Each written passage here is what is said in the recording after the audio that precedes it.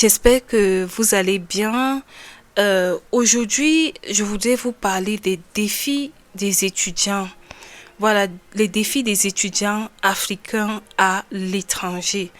Vous comprenez? Parce que la plupart des gens qui me suivent sur cette chaîne, ce sont les Africains. Parfois, vous êtes en Afrique ou dans un autre pays. Voilà, pour les Africains qui sont en Afrique, vous aspirez à sortir, à venir soit en Chine ou bien dans un autre pays. Ça peut être les États-Unis, le Canada, la France, l'Allemagne et tout ça. Donc, ayant fait mes études à l'étranger et tout, je pense que j'ai quand même de l'expérience pour vous conseiller. Parce que je me rends compte que beaucoup de personnes ne se...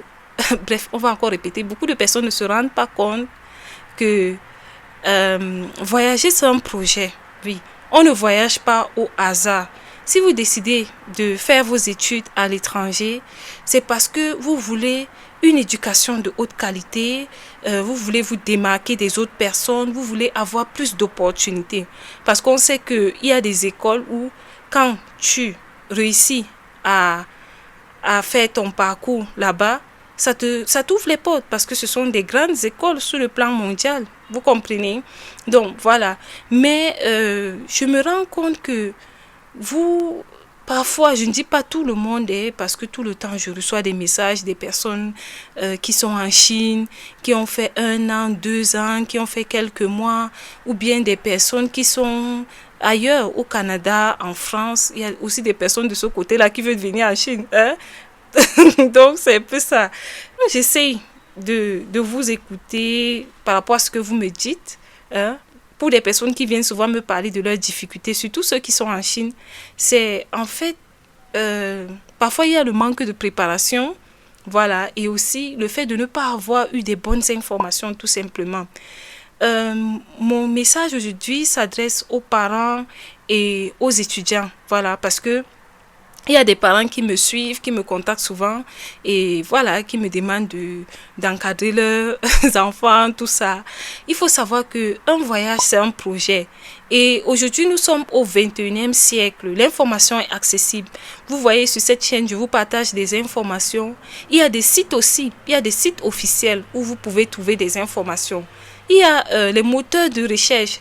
Hein, si vous savez faire des recherches, vous allez trouver des informations parce que il y a des difficultés que vous rencontrez parfois par manque d'informations. Hein, parce que un voyage, en fait, c'est un projet. Quand on a un projet, en fait, on prend le temps de réfléchir, hein, sur ce projet, de structurer, de peser le pour et le contre, donc de voir les avantages et les inconvénients, de nous auto-évaluer nous-mêmes. Est-ce que euh, c'est le moment, est-ce que nous sommes prêts pour faire le pas, en fait? Est-ce que nous sommes prêts pour ce projet? Est-ce que nous sommes prêts vraiment à avancer? Est-ce que nous avons tous les moyens, à notre disposition pour se lancer? Vous comprenez? Je remarque que tout ce qui concerne le voyage à l'étranger, nous les Africains, souvent, nous sommes dans l'émotion. Hein? Il y a des gens qui m'écrivent souvent, qui me disent: Queenie Shine, je vais venir en Chine. Je demande: tu parles le chinois? Non. Tu parles l'anglais? Non. Tu vas faire comment alors? Tu as l'argent? Non. C'est toi qui ne parles pas le chinois. C'est toi qui ne parles pas l'anglais. C'est toi qui n'as pas l'argent. Mais je veux partir. Il ne faut pas que 2025 me trouve dans mon pays. Vous voyez, vous sortez de vos pays ou bien vous voyagez pour des mauvaises raisons. Où il y a des personnes qui veulent voyager mais qui veulent juste qu'on les donne le papier. Moi, je n'ai jamais compris ça. Donc, vous ne savez pas qu'après la lettre d'admission et le visa, il y a une vie en Chine. Il y a une vie où tu dois dormir, tu dois te réveiller, tu dois travailler, tu dois réfléchir. Il y a une vie. Hein? Après t'avoir donné le papier que tu veux là, l'admission et le visa là, hein, ton objectif c'est quoi? C'est de venir étudier. Tu penses que euh, on va te donner les papiers que tu vas venir ici, tu ne vas pas étudier? Et dans quelles conditions voulez-vous venir ici? Hein? Parce qu'il y a souvent des personnes qui m'écrivent: ah, voilà, ma bourse est partielle, ceci, cela et tout ça. Et quand je vous écoute vraiment, il y a un manque de préparation. Voilà pourquoi vous voyez que moi j'ai mis en place un accompagnement. Vous comprenez? Et ça ne me dérange pas. Quand souvent vous me contactez, vous me demandez que je vous envoie l'accompagnement, ça ne vous intéresse pas, ça ne me dérange pas. Pourquoi? Parce que de un, je vous ai dit, je n'ai pas la capacité de vous donner un papier. Parce qu'il y a des structures établies pour ça.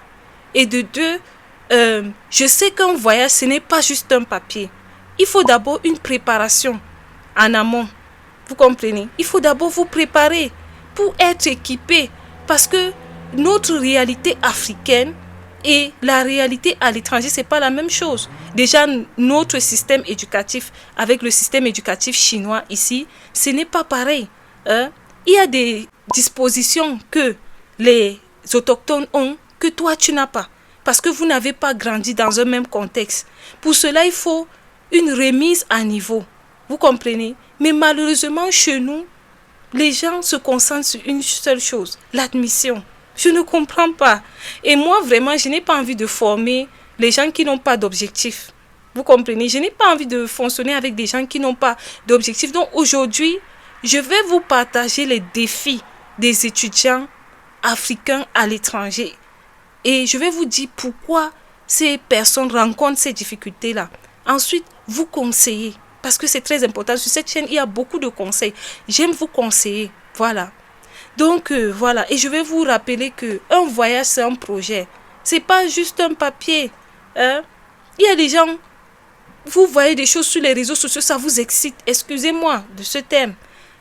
Maintenant, quand vous arrivez sur le terrain, vous vous rendez compte que c'est une autre réalité. Mais vous ne pouvez pas faire marche arrière parce que vous avez honte.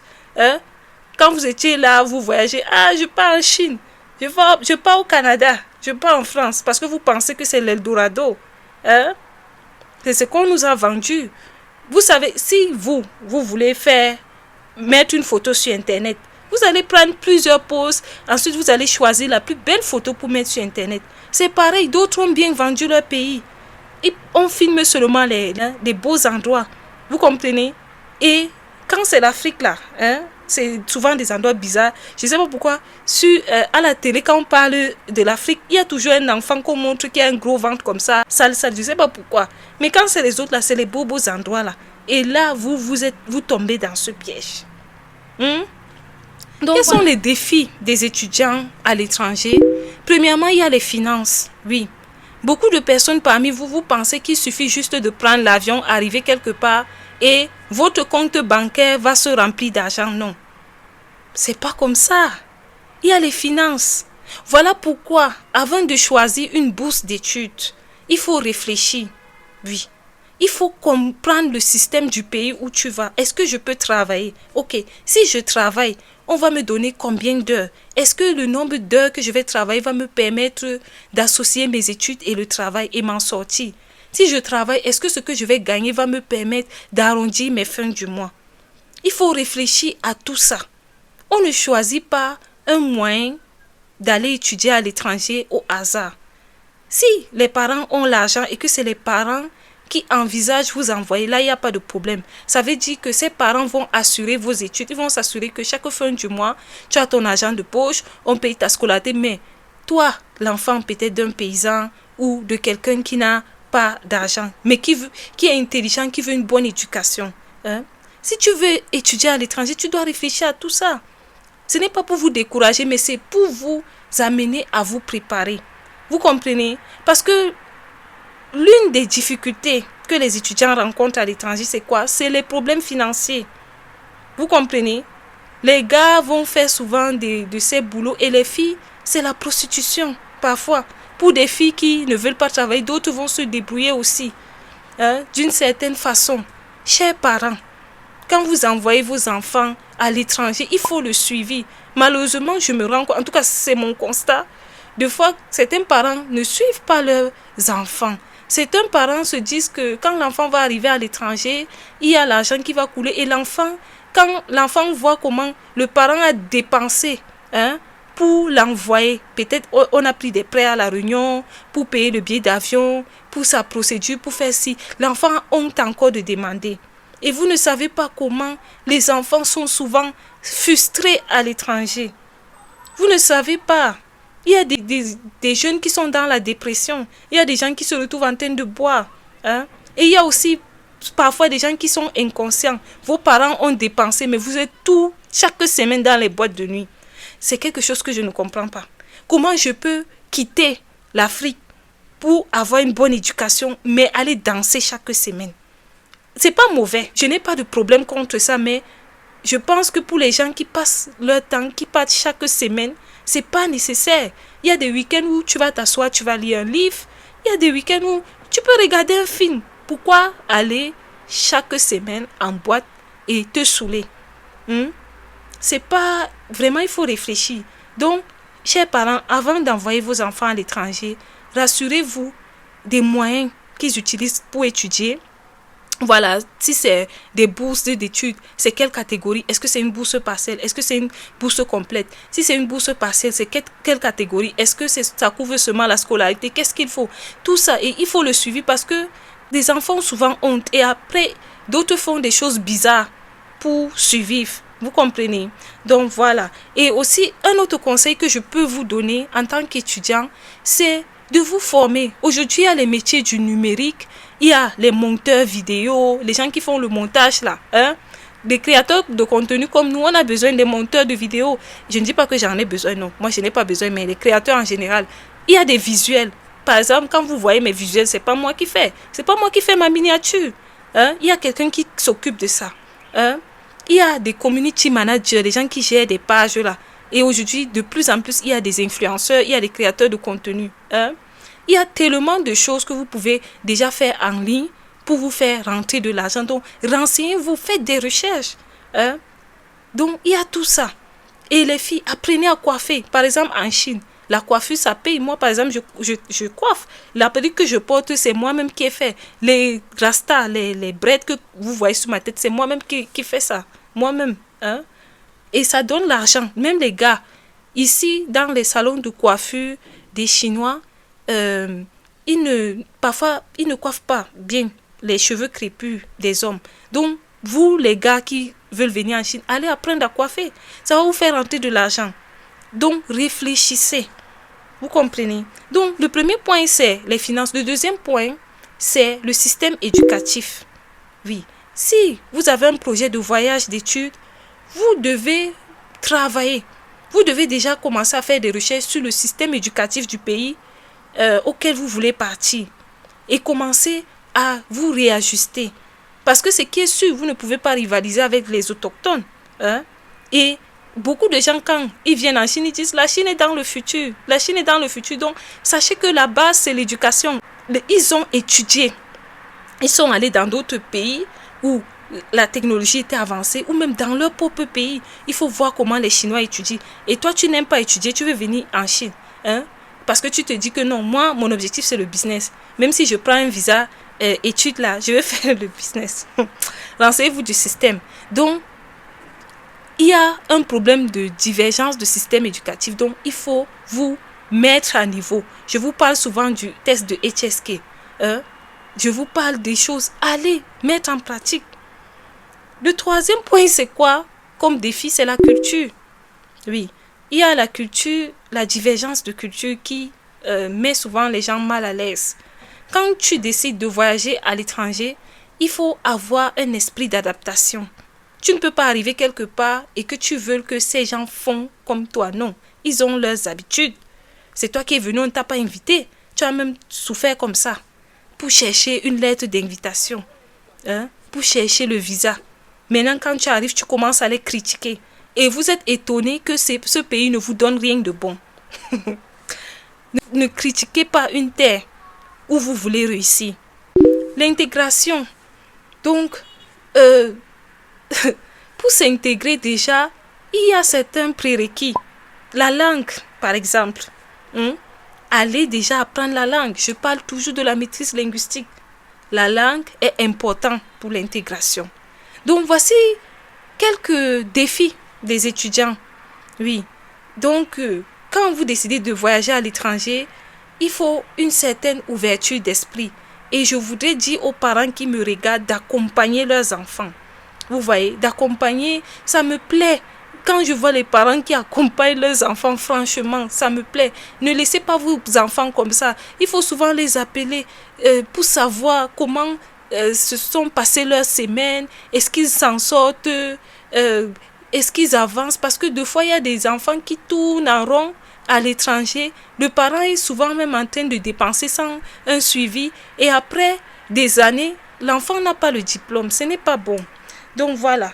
Et comment se préparer donc? Si tu veux réussir tes études à l'étranger, il faut faire beaucoup de recherches sur le système du pays. Il faut essayer de comprendre comment se passent les études dans le pays, les lois liées aux étudiants internationaux, parce que oui, il y a des lois. Dans chaque pays, il y a des lois. Hein? Et quelles sont souvent les règles au niveau des écoles? Parce que après les lois, il y a aussi les règles de l'école qu'il faut respecter. Il y a aussi la langue. Vous ne pouvez pas aller dans un pays étranger qui ne parle pas votre langue sans avoir les bases. Comment voulez-vous réussir, les amis? J'insiste parce que c'est important. Hein? Souvent, les gens ne vont pas vous dire la vérité parce que si vous disent la vérité, vous n'allez pas prendre leur service ou je ne sais pas trop quoi. Mais non. Hein? On dit qu'on s'aime, on veut l'unité, on veut s'entraider. Moi, je suis fatiguée des gens qui viennent pleurer tout le temps. Vraiment. Je suis fatiguée. Ces jours-ci, c'est comme si je ne passe pas une semaine sans que une personne vienne me raconter son histoire. Hein? Une personne vient me raconter en fait ses difficultés parce qu'on lui a dit autre chose. Hein? Sachez que ce n'est pas en changeant l'environnement que vous allez vous sentir mieux ou bien votre situation va changer, mais c'est en changeant votre état d'esprit. Je sais que parmi vous, beaucoup vous regardez les vidéos de développement personnel, de business. On vous parle de mindset, état d'esprit. C'est important. Hein? C'est à toi de changer ta perception de la chose. Si ce n'est pas en changeant l'environnement, oui. Si tu changes d'environnement, tu peux bénéficier de certaines choses parce que chaque environnement a ses réalités. Mais après, si tu veux bien te sentir dans ta peau, tu dois changer ton état d'esprit. Hein? Ce qui t'énerve là, tu dois changer ton langage, ta pensée, pour que cette chose ne t'énerve plus. Oui. Et il faut les finances. Oui. Pour étudier à l'étranger, il faut les finances aussi. Même si tu as une bourse partielle où tu ne payes pas beaucoup, il faut quand même que tes parents puissent te soutenir. Parce qu'il y a des moments où c'est dur, il y a des moments où on tombe malade, on n'a pas d'argent, on va faire comment? Et le conseil que je peux vous donner aussi, c'est de dire la vérité à vos parents. Ne gardez pas, parce que beaucoup d'étudiants africains dépriment, ça ne va pas, ne s'en sortent pas. Et depuis quelque temps, il y a des gens qui m'écrivent, c'est des jeunes filles en fait, c'est des jeunes femmes, des jeunes filles de 18, 19, 20, autour de 23, vous êtes encore jeunes. Et nous, les jeunes femmes, nous sommes exposées. Il faut beaucoup de maturité et c'est une certaine valeur. Si peut-être dès la base, les parents t'ont inculpé certaines valeurs, malgré les difficultés, tu ne vas pas céder.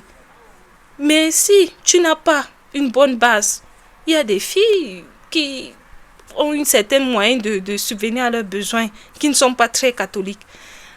Donc, vraiment, c'était une vidéo de conseil. Je vais vous répéter encore, préparez-vous. Et sachez que la Chine, c'est un pays de mérite. Si tu mérites la chose, on va te donner. Oui, si tu mérites, préparez-vous. Cherchez à savoir quelles sont les exigences, les critères que vous devez remplir pour avoir ces bourses-là. Et je vous assure qu'on va vous donner. Moi, je suis venue ici. C'est pas parce que je connais un tel ou tel, non.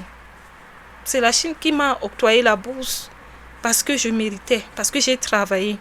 Travaillez, formez-vous. Et je vous assure que ça va aller. J'espère que vous avez aimé cette vidéo et tout. Prenez soin de vous et ne vous inquiétez pas, ça va aller. Tout le monde rencontre des difficultés. Oui, tout le monde rencontre des difficultés. C'est juste que parfois on ne parle pas. Moi-même, je suis passée aussi par certaines difficultés. Et j'ai su me relever. J'ai su travailler sur moi. Travailler aussi sur vous. Ceux qui sont en Chine, vous savez qu'il y a les Wi-Fi dans les universités. Souvent, c'est gratuit. Et quand même c'est payant, c'est moins cher. Allez sur souvent les vidéos de développement personnel. pour les chrétiens ou des musulmans, allez suivre des rappels, des enseignements, tout ça, ça va vous fortifier et tout. Et dites souvent la vérité à vos parents, et aussi pour les parents qui me regardent, soyez ouverts, indulgents avec vos enfants, surtout les enfants qui sont à l'étranger. Récemment, il y a une situation qui s'est passée au Canada. Vous avez vu, il y a une jeune femme qui a perdu la vie. Je suis restée, j'ai vu de loin. Je n'aime pas parler des sujets de buzz sur ma chaîne parce que bon, je n'ai pas envie d'attirer des personnes bizarres sur ma chaîne parce que quand il y a un buzz, c'est tout le monde qui regarde. Vous voyez, donc je n'aime pas parler des vidéos de buzz pour ne pas attirer des gens bizarres.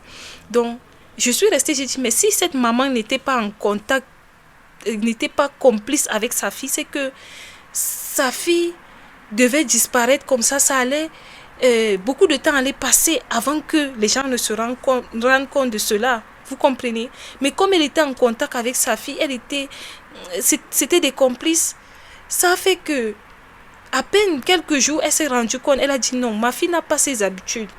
Et elle a mobilisé les gens. C'était partout dans les médias. Et effectivement, quelque chose était passé.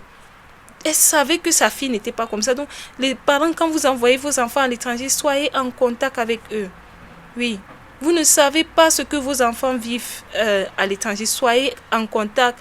Encouragez ces enfants et tout. Ne les abandonnez pas. L'argent ne tombe pas du ciel à l'étranger. Surtout quand cette personne a encore le statut d'étudiant. Si cette personne travaille encore, peut-être. Mais si la personne a le statut d'étudiant, vraiment, soyez à l'écoute. Et vous allez voir que vos enfants vont vous ramener des bons résultats. Oui, vos enfants vont vous ramener. Et pour les jeunes qui sont à l'étranger, soyez conscients. Laissez les boîtes de nuit. Laissez les filles. Les filles ne vont pas finir. Les garçons aussi. Hein? Donc, faites l'effort si vous voulez être dans des relations, soyez dans des relations sérieuses. Laissez des choses bizarres là. Voilà, c'est pas bon pour votre vie, pour vous-même, pour que vous avancez, vous comprenez. Donc, laissez cette vie-là.